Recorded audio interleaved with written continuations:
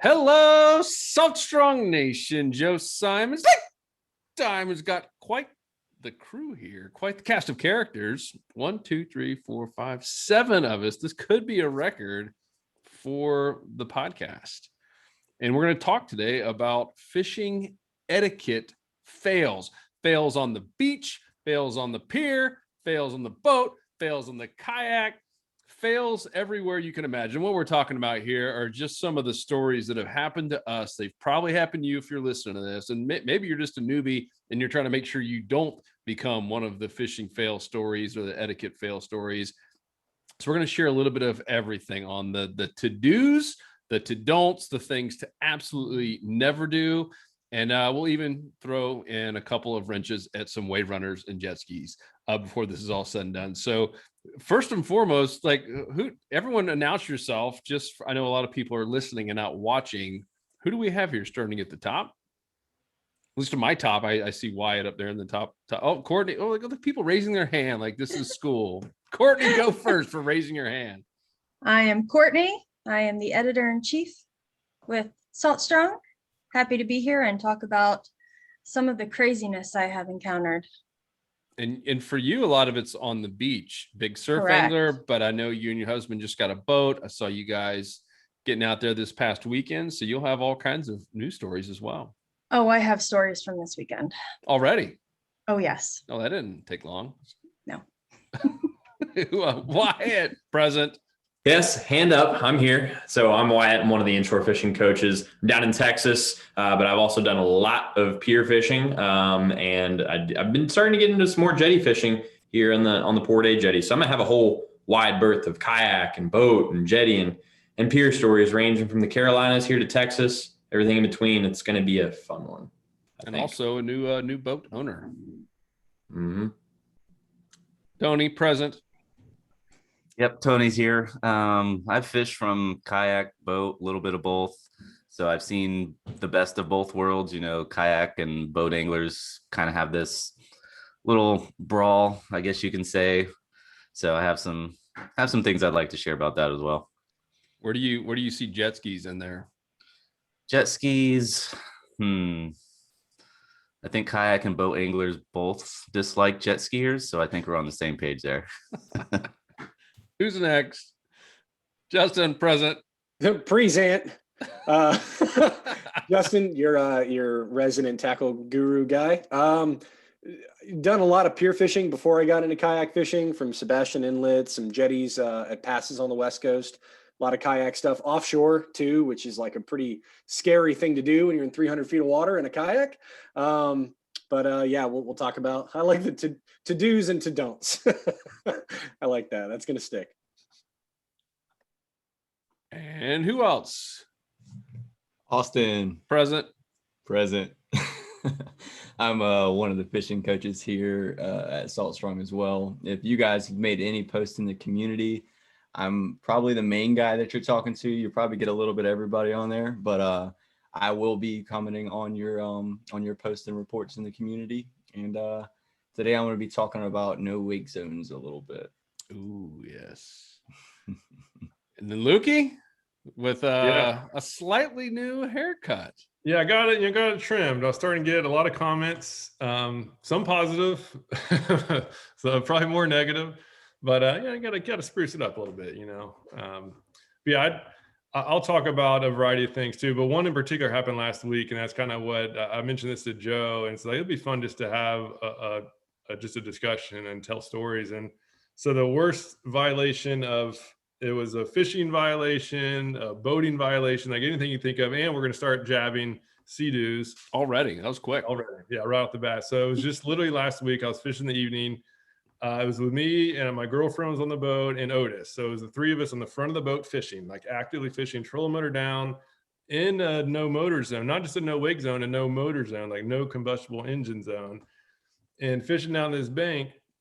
And the sea-doo was coming right at us, like right down the edge of the flat, which is, again, totally, there's signs every like 50 yards, no combustion engine, no combustion engine. And he's going inside the signs and coming right at us. And so I was just like, it started a ways off, and there's no way he's going to keep going. He's going to turn off and go out the flat. he didn't turn off. And then he decided to go in between me and the shore. And it literally happened so fast. I had just casted my line out, like not even towards shore, just like a normal cast. He ran over my line and came within 10 feet of the boat. And so I just like raised my hand, just going like, and he looked at me like he was puzzled why I was mad. And so he wasn't being purposefully, doing a bad thing, but he just had no clue and clearly wasn't reading signs. And what just shocked me is that didn't even consider that somebody fishing doesn't want to get like ridden right up on, like on a plane. And it just blew my, I've had a good amount of issues, but nothing quite that blatant where you shouldn't even, if it was in like in a canal where people are buzzing anyhow, like that, that just happens. But in a no combustion zone, running over my line, like I was blown away. Still can't believe it. One more reason that wave runners, sea-doos, whatever you want to call them, just don't get much respect. And that's not to say there are some amazing anglers who fish out of sea-doos, people that could probably outfish everyone on this call. There's some legit anglers I've seen who are like, catching like, I'm talking offshore fish, like doing crazy stuff. But for the most part, you get people like that who have probably never even been on a boat before, never driven one, and they get on a sea-doo, whether they're from out of town and they're renting them, which happens a lot down in Florida, or if it's, they just got their stimulus check and just decided to go buy a wave runner, and they go out there and just have absolutely zero idea. And clearly they're not anglers, I would imagine. The combustion, like looking at signs, people don't read anyways in general, but like going within 10 feet of someone and you were in a small little cut, right? I have an idea of where you were.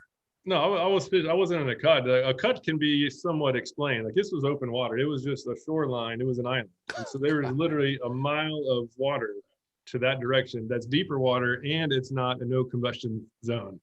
So like, I literally didn't know if he would have stopped, I wouldn't even know where to start. Like I was like, and so he kept going. And then his wife was coming, and she was coming down the same line. And so I was just kind of doing the, hey, like go that way. And so she did go that way, but she went 15 feet on the other side of me, but she went slow. And I could tell her, hey, like this is a no motor zone. Like you need to go outside those signs. Again, none of them, they weren't being mean. Like it wasn't a situation, because I have some mean stories too, where people were just being mean, but they just didn't know. And so they weren't being like purposely, doing something bad. They just really didn't know. And it was an example of just how some people just really just have no idea what they're doing out there. And it may be, at least whoever rented that, I assume they're probably renting those, but it'd be nice if they gave some directions on what to do and what not to do. A little boater safety. Yeah, something, but it was, or just read signs, right? That could have been, that direction itself would have saved that, but yeah, crazy. So I'm excited to hear some stories from everybody. Oh yeah, we got a bunch of them. I know we've had everything from airboats. Remember that one time we're fishing out in the flats, and an airboat just goes, same deal, like right next to us. Like, what is happening here? Where did that come from? And if you talk about loud, it can't get any louder when an airboat goes 20, 30 feet from you. It's like, all right, spot's dead. Who's next? Who's got a good story? I'll go ahead and switch it up. So we're on the water in the boat. Now we're on the rocks. We're on the jetty. This one happened probably 3 weeks ago. There were some reds that were schooled up on the end of the jetty here in Port Aransas. And I took out some of those 3-ounce spoons and wanted to try and get on some of those fish. And, you're seeing the school running around the point. And there's a couple other anglers out there. This is something that I see happen almost every time that there's a hot bite on a jetty or a pier, when there's an inexperienced angler that's out there and is just really excited. And you almost can't blame them, because it's just something that you wouldn't know if you haven't been there and been in a hot bite like that. But, you're seeing these reds porpoising like there's a school, like 50 of them, and they're all upper slot, and they're slamming bait on the top of the shore. I pitched a spoon in front of the school, hooked up with a red, and it starts running. But, I led the school, and there were a couple out front, so there's still some behind it. The angler that was over to my right makes a cast over my line while I'm fighting a fish. Now, granted, 10 minutes ago, we were casting over each other's lines just because it's pack space. And, the person that casts first, your line's going to be lower in the water. It's okay to cast on top if you know that your retrieve is going to get there after that person has already pulled in their line, because there's just not a lot of space and you have to manage your lines properly. But when you're fighting a fish, that line's going to stay out there and you don't know where that fish is going to run. If you're on a locked position like a pier or a jetty, you need to pull in your lines while that person's fighting that fish. There may be other fish around, but you need to, let that person fight that fish because that fish is going to move and move and move. His spoon gets wrapped in my line and I cannot effectively fight this fish. I can't put the tension on it because that spoon's going to hit the tip of my rod. I had to let some line out, and he finally gets the spoon untangled and he's sitting there holding his rod like I'm supposed to move my line under his spoon and get out from under him. Like I'm the one that's in the wrong here. So I end up losing the fish because I'm not putting proper tension on it and unbuttons. And it's just, I've seen it happen so many times on piers with king mackerel. Someone will hook up on a king and there might be some Spanish popping around, and some inexperienced guy is going to throw a gotcha while they're fighting a king on that same side of the pier. You go to the other side of the pier and start fishing. Yes, the bite may be hot over there, but get away from the guy who's hooked up, because almost every time I see a line get wrapped up during a fight, it never ends well. Big spoons, big gotcha plugs, especially with trebles, braided line, nightmare, and you're not going to be able to reel that fish in. So that's probably one of the biggest etiquette mistakes I see when you're fishing landlocked positions, is not respecting the person who's hooked up and not managing your lines properly when they are. So that's something to keep in mind. And a lot of times when someone's fighting a big fish, and the bite's hot on one side, most people just sit, and respectable anglers, I would say, will pull their lines up, sit there and watch that fight and wait. Once that fish is, in, then people continue fishing. But I've seen, a dozen hardcore anglers all pull up and wait for a fight to finish. It's the respectable thing to do when there's a big fish on the line. You let somebody else have that fight. It's their moment. It's their day. There will always be other fish, but you don't want to ruin it for somebody else.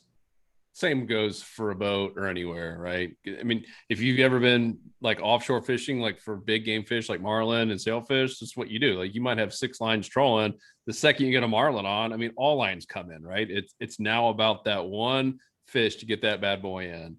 So it's good tip. Austin, you've got a pretty wild story, I know, on the no wake zone area. Oh yeah, man. So I don't want to come off the wrong way. I know that, no wake zones get talked about a lot. And I'm not going to be the guy to say that they're not important, or they are, because there are some out there that are way too long and like 50 foot of water here in Jacksonville. And man, it's hard to go slow through them. I will say that.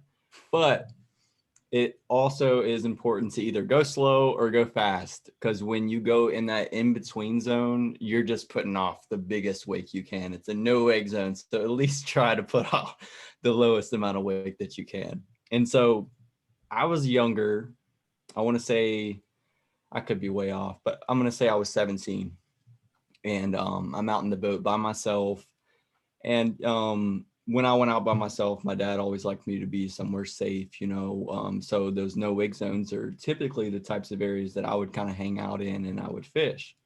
Well, one day, and for my Jacksonville locals, I'm talking about where Atlantic Boulevard goes over top of the Intercoastal, and there's a little sandbar down there right next to an island. And so I'm fishing on top of the sandbar, casting out off of the sandbar, fishing the drop-offs.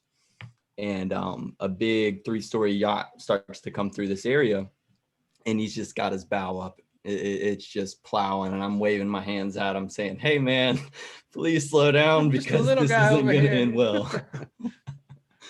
And sure enough, he didn't see me. He's all the way up on the 3rd story of this yacht, and he had no clue. He wasn't even paying attention. No, he had champagne going on. He didn't care about you. Nose in the air. Oh. And so sure enough, these waves come, and I seen them coming. Luckily, kind of got prepared for it. I mean, I guess mentally, and they come crashing into the boat. Luckily, I was on top of that sandbar, and my boat hit the bottom. It didn't sink. It was shallow enough water that my boat literally just went down a foot or so, and I still had enough sidewall to keep the edges of my boat out of the water. I could kick on the bilge pump and get everything out. But man, it was scary. Even though I was on top of that sandbar. I didn't know what was going to happen. I just knew that a lot of water was coming in my boat, and I had never dealt with that before.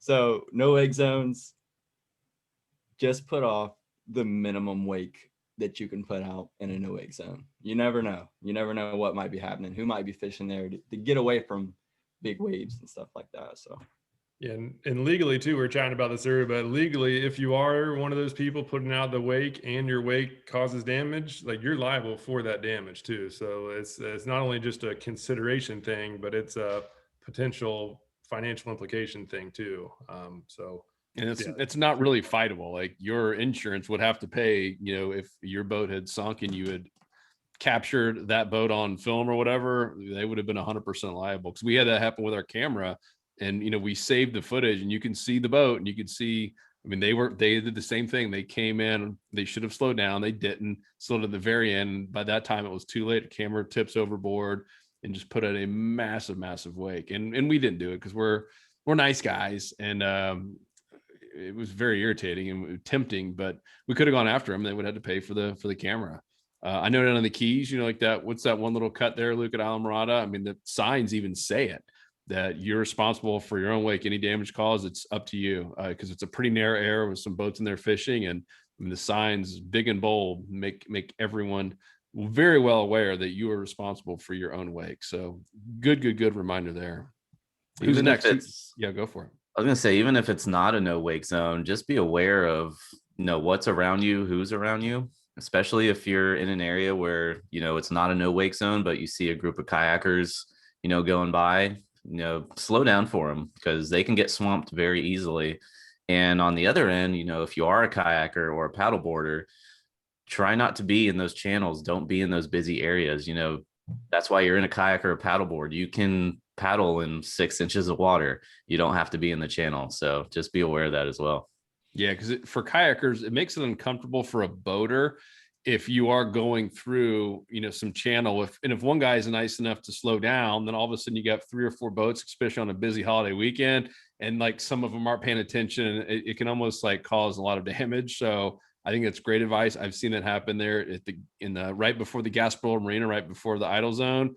I mean, you get some of those kayakers that want to cross right there to go back in some of those mangrove paths, and it can be pretty gnarly. Great tip. Who's next? Who's got another good one? Courtney. Oh, Justin. Oh, present. Tony, thank you for bringing up the whole, like, you know, being in a kayak, not being in the middle of a channel thing. I was going to make note of that. Like for Port Canaveral, you know, if we're heading out and we're going to try to go out to the buoys, don't be out in the middle when everyone's trying to get up and run, you know, 30, 40 miles an hour. It's pretty dicey when we have the sides we can paddle on.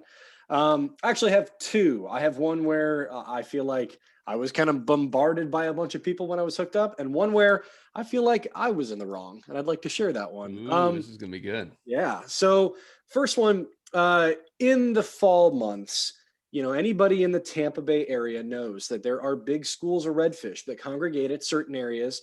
Weeden Island is an example. And during the fall months, there are a ton of guides out there that are using live bait and fishing up on top of these schools of redfish.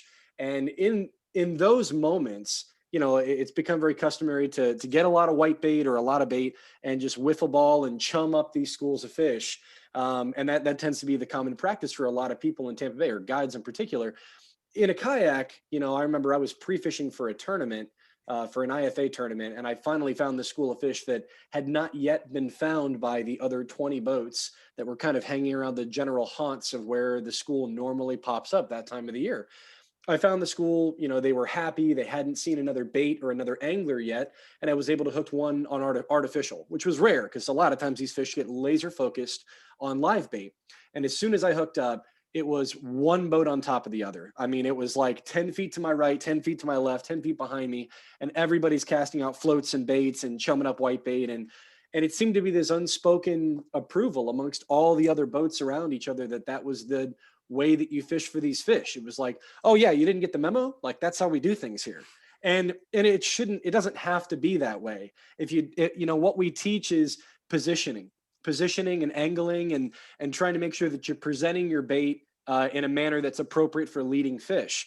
And a lot of times these fish get so fed up, you know, in a frenzy of live bait being chummed up, that the fish just kind of circle up and, you know, they go to the left and the right and they scatter and they just get so fired up that all these boats create this semicircle around them in the shoreline, and they just all bombard baits and sit there and wait and say, well, it's just a matter of time until I get bit. And, you know, I feel like the right thing to do would be to just kind of give a little bit of space to somebody, let them fight their fish, wait for the school to settle down, and then find a way to lead the school and get a bait in front of them. But, you know, it's just gotten to a point where there's, you know, 20, 30 boats out there that time of the year, and everybody's on top of each other. And, you know, an appropriate way to handle it would be to kind of create a line, right? One person hooks up and then the school moves off, settles down again, and then another boat tries to reposition. And it's almost like a lined fashion. Wyatt, you kind of talked about it, you know, fishing jetties. The same is true with Sebastian Inlet. One person hooks up, the current's going one way. You kind of work in a lined fashion. You know, you don't want to cross each other's lines. That's a recipe for disaster. So that's, you know, don't really know how that can be fixed. That might just be a bigger systemic thing just for the way people fish in that area. But I've never seen that anywhere else in the state of Florida. It's wild.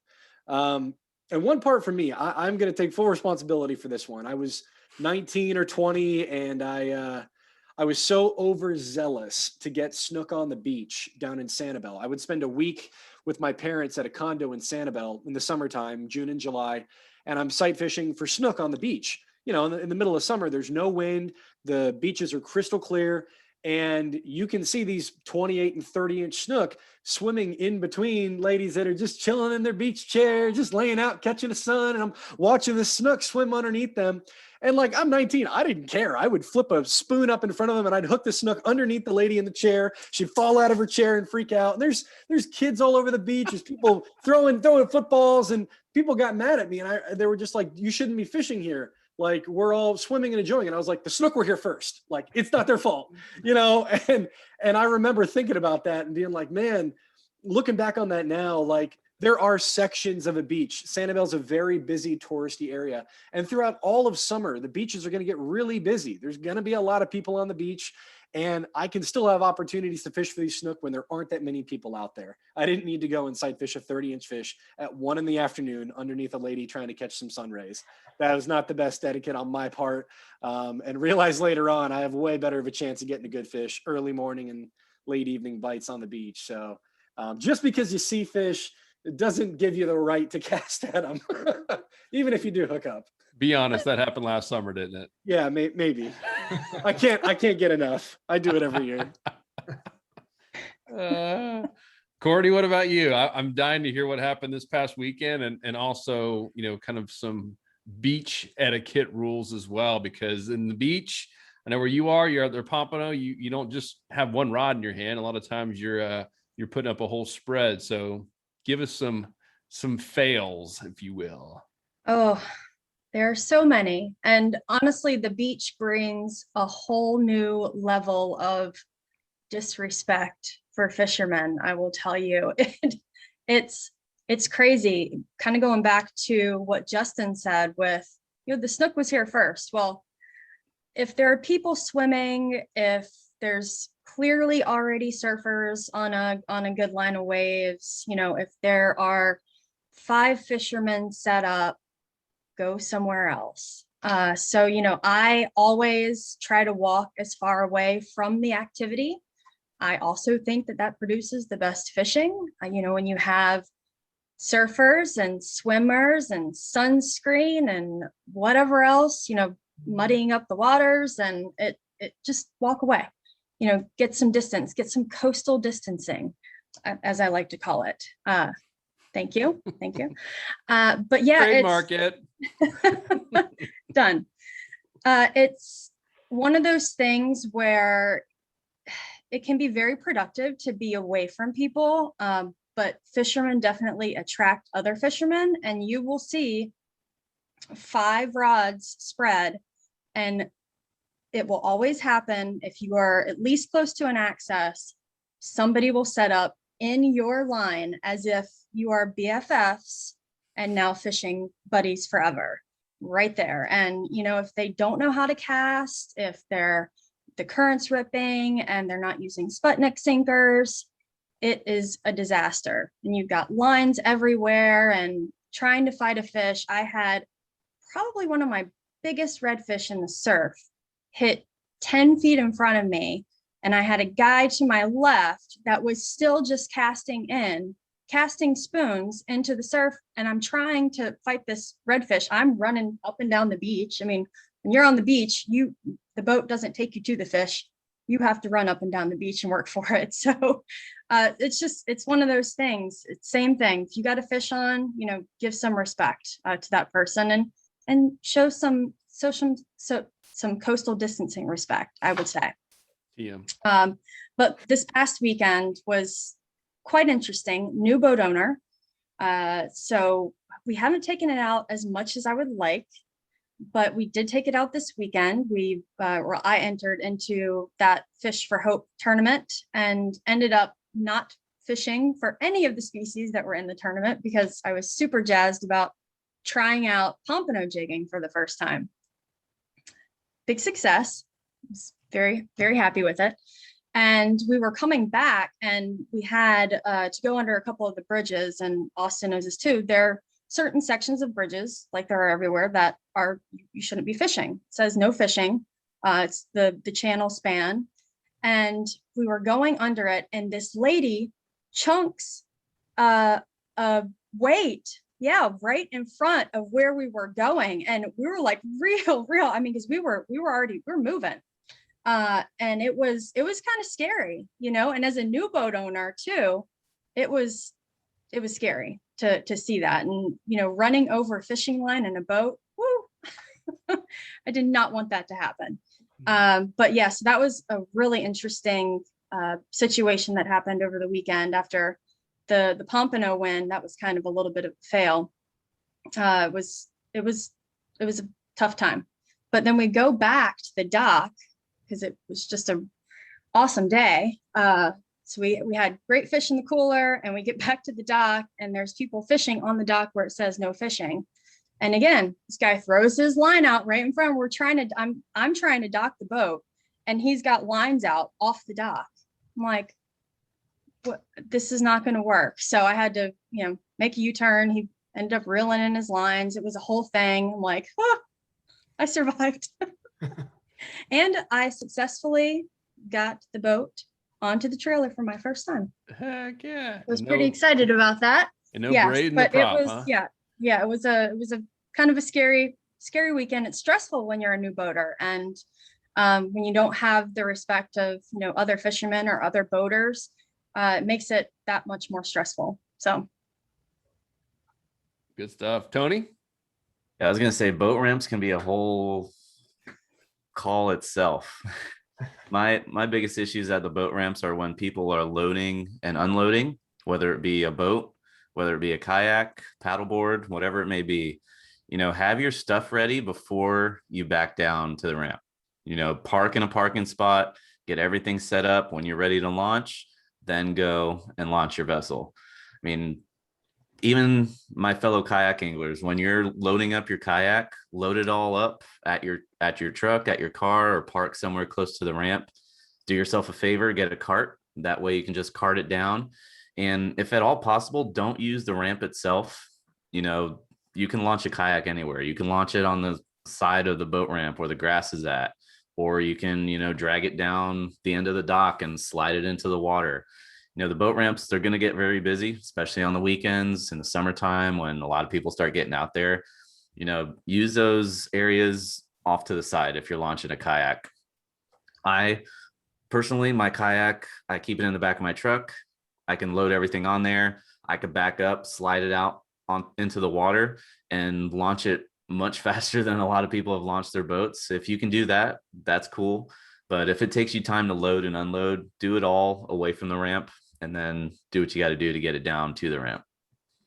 Yeah, we did a video on that, and yeah, the term, it's really just about, and really pretty much all this comes down to just do what unto others what you want them to do to you. And so on the boat ramp is a very contentious place. Like that video it was like 500,000 views, and it was just covering the basics, right? But the core thing is that business zone, right? That right in front of the ramp is the business zone. That's not where you're tying any ropes or anything. You're in and out of there as fast as possible. That's the business zone. Do all the other stuff off to the side. Yeah, that's probably the most contentious thing in fishing / boating is the ramp experience. Yeah. So a couple more things. I think I guess my biggest pet peeve is going to be the whole whoever's there first gets it first. You know, if a boat is in a spot that it just took me an hour to try to get to, I'm going to respect that they're there and I'm going to go find somewhere else to fish. And same thing, like if you're in a boat, if you see someone in there on a kayak, don't think the bigger guy wins. You know, it could have, you know, there aren't boat ramps, there aren't kayak launches everywhere. It could have taken them an hour, hour and a half to get there to finally fish. They're there fishing, you know, let them be. There have been multiple times where I've seen someone at a spot and I'll go somewhere else and then I'll go back after those people have left and fish that spot and still catch plenty of fish. You know, not everybody's going to catch all those fish. So don't be afraid to leave a spot to go fish somewhere else and then come back later. And then going back to pier fishing and, you know, I'm mainly fishing piers at night. You know, Sebastian, you know, Justin, you fish over there. I think my biggest pet peeve over there are the headlamps. You know, when I get out there, I turn my headlamp off. You'll be amazed at how much you can see when you let your eyes adjust to the nighttime. When you have a headlamp shine in your face after it's been completely dark, it almost blinds you for like 2 or 3 minutes. Also, it spooks the fish. You know, you'll have people out there with these huge halogen headlamps, LED headlamps, whatever it may be. You know, they could light up the entire inlet and, you know, it flashes on the water and it spooks those fish. So try to avoid doing that as well. Yeah, they're looking for the snook. Yeah. Headlamp etiquette. Yes. Headlamp Harry. Headlamp theory. Q beam on top of your hat. I kind of like to get some rules in place. At first, I was thinking just a bunch of fail stories, but I think it's people love rules, right? Like, Tony, what was your quote about hearing them? What was the quote earlier? As far as Which one? proximity to the next person. Yeah, if you can hear their conversations, you're too close. Something to that effect. Yeah, if you can hear what the other person's saying, you're probably too close to them. Just a pretty good rule of thumb, by the way. But I think part of the issue, I mean, Justin, you gave a story there in Weeden Island. You know, if it was your first time fishing or even fishing in Florida, maybe you hired a guide, chartered a guide for the day, and that was what you saw. You just might assume that's just normal everywhere in Florida. Same with Boca Grande. There's areas, and like, here's a good tip. In Boca Grande is where, you know, right now starting to heat up for tarpon, and everyone's drifting, right? And if you notice, they are pretty packed in there. Like you could hear conversations going on next door, but they're all drifting together. No one's doing it on their own. Everyone's going down one big drift. You don't ever throw an anchor down when you see their boats drifting, et cetera. But to that point, if that was your only experience, like if you're down there in Boca Grande or somewhere in Port Charlotte and you hired a guide for the day, it was your first time in Florida and you just saw, man, everyone just fishes this way. We're all on top of each other. That's not really true. There are certain cases where it's true certain times of year, but very, very, very, very few times is that acceptable. So I'd love to just kind of go down the list, starting with the beach. What should be the rule? Is there a certain amount of feet? I mean, Tony's rule is probably pretty applicable, but I mean, what do you say, Courtney? If you go down to the beach, is it 100 feet, 50 feet? Like, where if you and you know that area is good because of your skills and obviously you're an insider, remember, and you know the trends. But how far away do you get where you feel like, you know what, I'm not really encroaching on their space? Yeah, definitely the conversation rule. If I can hear you talking, you can hear my conversation, definitely too close. But I would say a good rule of thumb would be like a 50-foot range. It's tough when the current moves sometimes ripping in specific places on the beaches here in Jacksonville, and it's brutal. And if you are too close, your lines will get crossed. So I would say 50 feet is probably a good rule of thumb, just to kind of keep that distance between your lines that are out, especially, you know, for people that are setting up the big spreads. All right, we're putting it down. If this is official, it's going to go into a checklist on our blog page. 50 feet. If we see, or if you see anyone within 50 feet, you have our authority to do whatever it takes to get them 50 feet away. I'm just kidding. Don't do that. Just play within the rules, but you can do it. What about a pier? Jetty, Wyatt, what do you think? That's a little bit different, right? Because there's only so many areas you can fish, but you also don't want to be, I mean, it's dangerous to be whipping 3-ounce spoons a foot away from someone if someone's a bad caster. So what, you get there, it's a packed day, it's a weekend. What's the etiquette?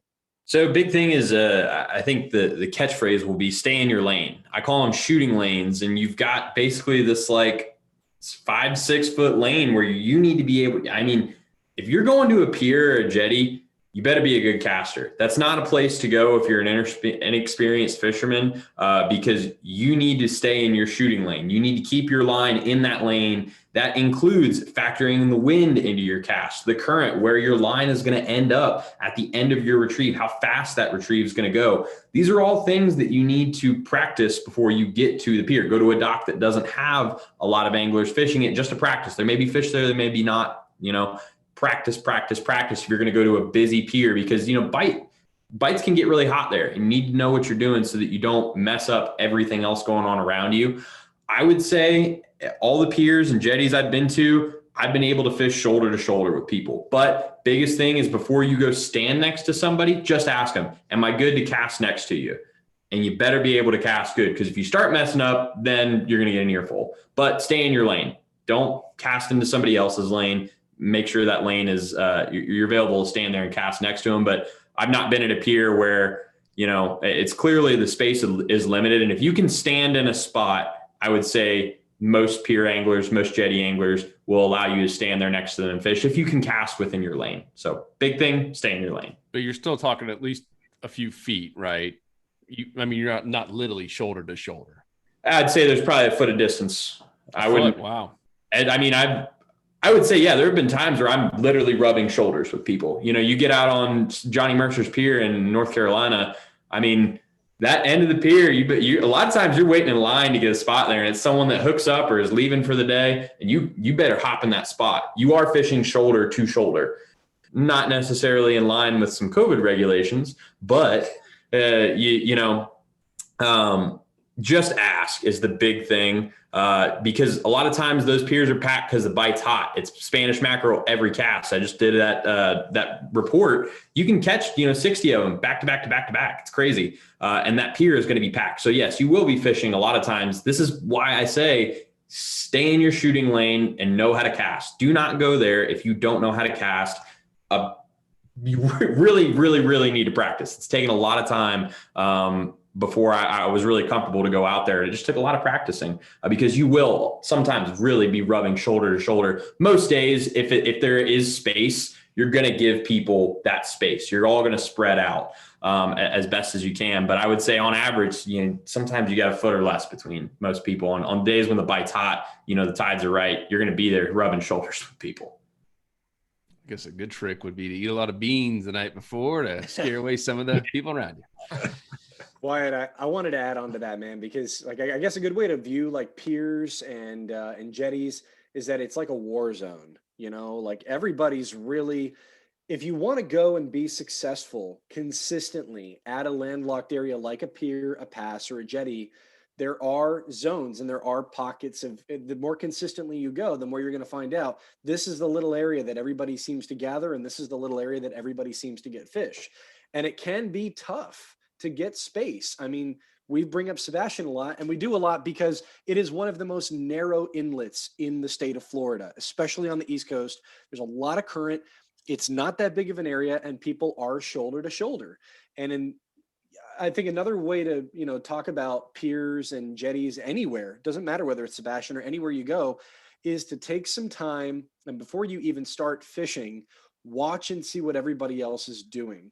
Because fishing at Boca Grande, you mentioned it, Joe, everybody's drifting.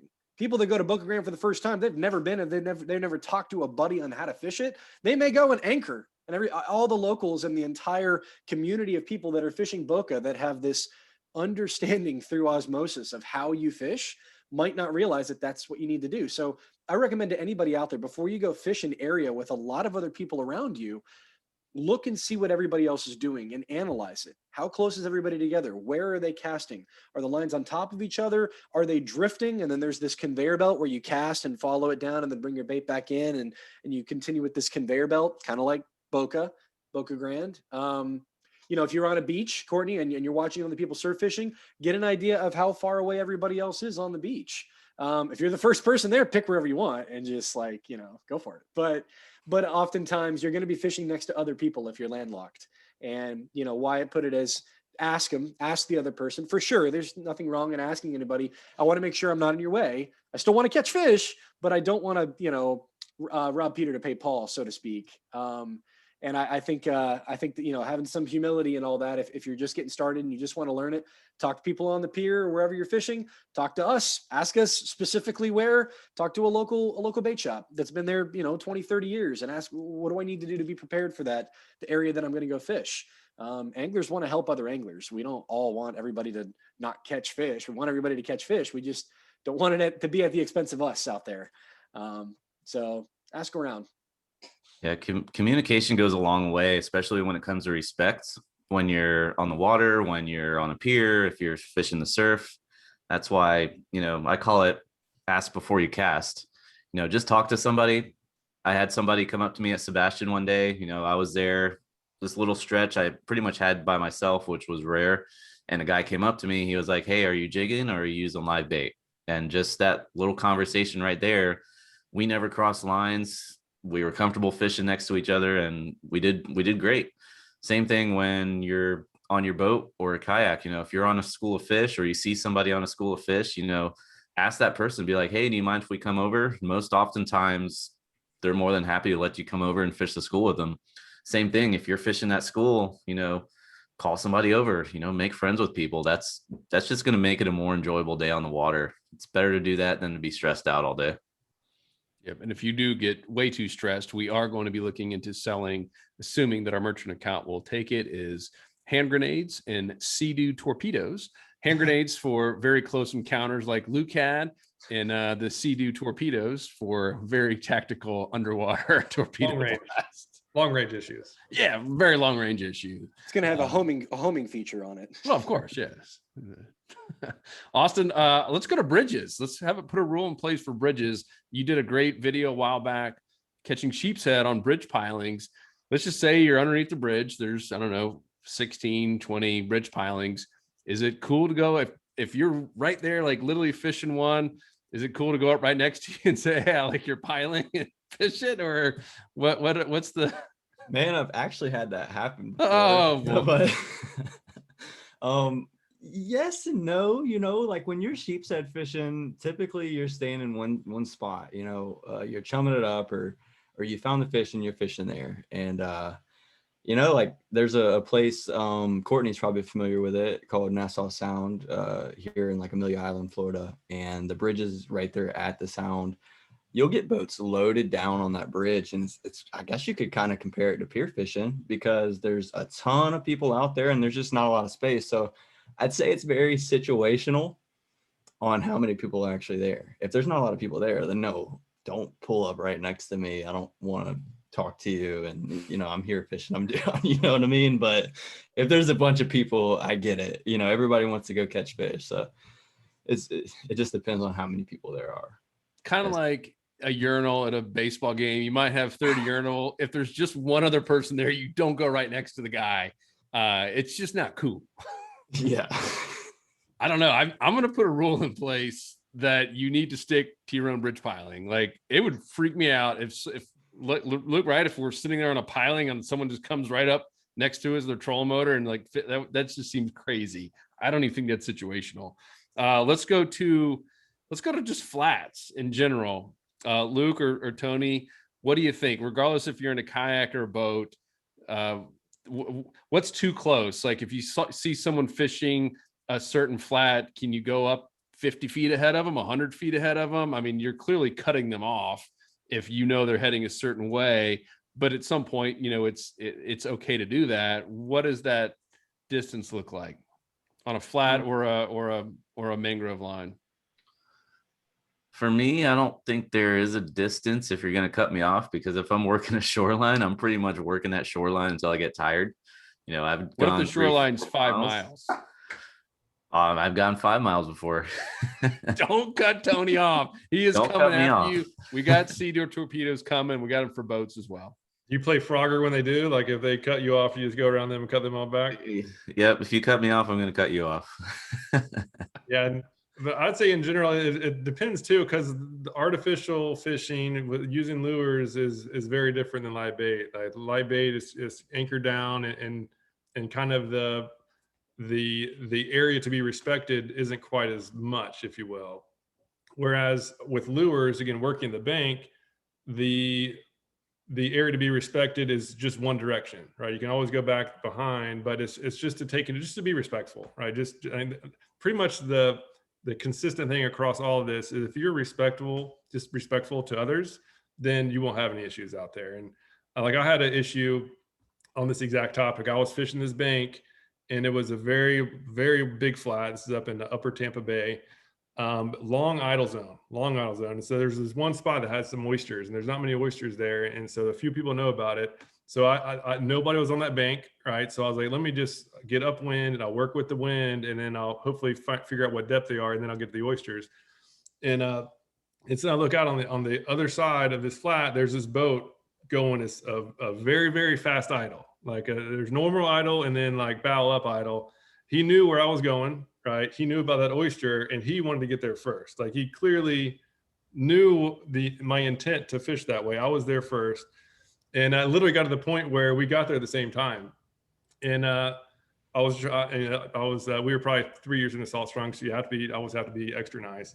And so I was chatting like, hey, just know I was going up this way. I was planning on fishing this spot. It's a cool spot. And he's like, yeah, you're not anchored, so it doesn't matter. And so like, I don't think that's a rule. Like his thought was, I'm not anchored down, so I can't claim anything. And again, if he just got there and was being nice, it would have been, oh, cool. Like, I'll go around it. I'll maybe make a couple casts and now you can anchor and he was using cut bait. So it just comes down to intent. When people know they're being bad because they're going a little bit faster than they normally would, being a little bit sly about it. And in the day, right, just be respectful and things will go good. So as far as if you're just casting on the flat, like if you can cast to the other person, you're way too close. If I would say at least 2 cast distance, I would say at a minimum to always be from somebody else on a flat, because the flat's different than a pier or bridge. Shallow water, these fish are very spooky. And so if you get close, you're just going to ruin it for everybody, for yourself and others, if you get too many people in one spot. So I think if there is a rule, it's the 2 casts, but the overall rule is just be respectful. For like a live bait, like I was fishing pretty quick. So he could have just as easily, I would have probably plucked off a fish or 2. And then he could have sat there and got all the rest. Had he just been a little bit, just gone a normal idle speed, and we would never collided at all. So that's just very frustrating. And that's happened multiple times. Yeah, that's pretty common. And you can see when they know what they're doing because they're going it abnormally fast. You see the people with the trolling motor, they'll start going, fast as they possibly can. Yeah, Joe, we saw it when we were out there filming the other day. Oh yeah. So it happens a lot. It's frustrating, and in many cases, I mean, there's a lot more fish out there than people think. And so in many cases, just go find a similar 2 spot somewhere else. And you probably catch a lot more fish because now nobody's been busting up that spot. Yep. And Tony touched on earlier, just because you're in a boat doesn't mean that you trump someone in a kayak or wade fishing for that matter. I mean, or on a dock, right? When we fish docks, which we do a lot, if we see someone up there fishing or even just having coffee, it's their house, it's their dock, like skip it, like go around it with your trolling motor. Like don't fish it if they're literally right there. It's to me, I see people do it. I'm like, man, and they have, especially like you see young kids out there fishing and someone just because they're in a boat thinks, oh, I kind of own this. I had that one guy, I'm fishing from a bank here in Winter Haven, bass fishing, which I do on the weekdays. And I mean, they're coming, and I see them, they're way down there and they see me, I'm fishing on the bank. You can't miss me. I'm right there. And I thought for sure they would just kind of go around. They went right by me. I'm like, how does my lure look? Like, it was crazy. I'm talking like within feet. It was the craziest thing. And I just sat there and like looked at them and they were just like, well, we're in a boat. You're not. I was just like, that's absolutely nuts. And I know that happens all the time because it's that mentality is I'm in a boat and this person's in a kayak or they're wade fishing. They're, not as important, or I don't know what the mentality is, but to your point, Luke, just be nice. Yeah, and I would say if there is a tie, because there are going to be situations where like two people are fishing down a bank and they're going to meet somewhere, right? Like it's inevitable, and there's going to be situations where you can't really tell who was there first. And I almost say that the tie should go to, like, if it's wade fishing, kayak, boat, the tie should benefit the wade fisherman, right, ahead of the kayaker, ahead of the boat, because the access, right? That wader, he could have hiked 5 miles to get to that one spot, and now you stole it from him. Now you've totally wrecked his day. It took him forever to get there. And if you're in the boat, you could just quickly just go on to the next similar to spot a couple miles away. And same for kayakers, right? Because I've done a lot of paddleboard fishing and kayak fishing. It's super frustrating when you go, there's like one special spot and you're sitting there huffing and puffing 3 miles. All of a sudden this boat is, again, I'm sure we've all had it. This boat is cruising faster than normal in the no wake zone, and they're really trying to beat you to it. That's I think the respectful thing to do is just to let the kayaker have it, knowing that they're going to be super quiet. They're less likely to spook the fish, and you can actually work behind them and probably catch a ton of fish as well. Yeah. Yeah, I agree with that. I've had times I've tried to sabiki at bait next to piers, and the guys on the pier are like, what are you doing? I've got a bait right out here. And I'm trying to sabiki because there's a school of threadfin or goggle eyes down in Southeast Florida or something. And I realized, like, I need to go figure out a better way to do this. It isn't right to be able to get up in somebody when they're land-based, and I have the ability to be anywhere, and I choose to be right where they are land-based, just because that's where the bait or the fish or whatever it is. It's not right. There's more options out there. You shouldn't pigeonhole yourself like that. Sounds like Justin's a multiple offender here on this podcast. I've got a long track record. Well, guys, hopefully you found this one helpful. I know we probably have a whole lot more stories. We would probably do a separate one just on the boat ramp etiquette. I know we've done the video, which we'll put a link to in the show notes. But we'd love to hear from you. We'd love to hear your best stories, as crazy as they might be. We'd love to hear any stories, not to like laugh and or poke fun, but it's just a learning experience, because we've all been on both sides. It's part of learning how to be a better angler, to be a more respectful angler. And I think these stories really can help everyone. Maybe not some of the people on Sea-Doos who are from out of town, but for that, we've got Sea-Doo rockets and underwater torpedoes. And then finally, make sure to come join us in the Insider Club. We're having fun like this all the time. We've got some new coaches, some new faces. We're just constantly expanding everything from all of the premium content, which is on the water fishing tips. We're doing the spot dissections. Of course, we go out there and do insider reports where we go fish new spots every single week. Have all kinds of new comparisons. What do you call them, Luke? Contests, where we're putting products up side by side and or doing casting contests and not contests, etc. Then, of course, our community. That has been really, really cool. We're well over 22,000 members there in the community. That's what Austin runs. And it is so cool to see how many people are coming in there every day and putting new stuff up. What would you say, Austin? How often are new reports going up? It seems like it's every few minutes now. A lot. Like Crazy. I can finish with one post and there's another one popping up. So it's definitely the place to be if you want to learn some stuff about fishing. Yeah, and it's not just people just putting up a fish pic. They're actually helping. They're teaching. Anglers helping anglers is really the mantra inside of there. So they're showing, what type of spot they were fishing. We don't ask people to give like GPS spots because that's not really that important. It's more about trends, but we do ask them to give, tips on what they were using, whether it was live bait or lures, any retrieval tips and, depth, what tide they were fishing or the water clarity. I mean, all that stuff. They're putting in their fishing reports, and now we have it broken out by region.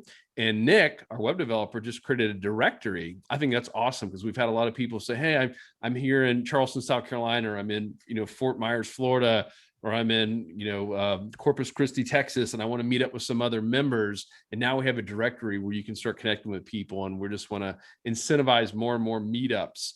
And especially now that a lot of people have had their COVID shots and or just over it, we want to incentivize more and more people getting out together. We have a big coming up, real soon here. We've got a big cookout that we're going to be doing in Vero Beach for our members. Big barbecue, going to be doing a little pig roast there, and I know we'll see a lot of you there at that. And that's once again for insider members only. It's just one more reason to join. And then of course the discounts.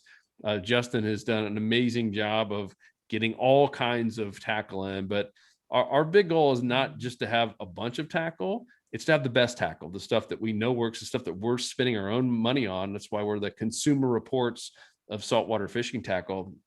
We've rejected every single sponsor that has come our way because we want to.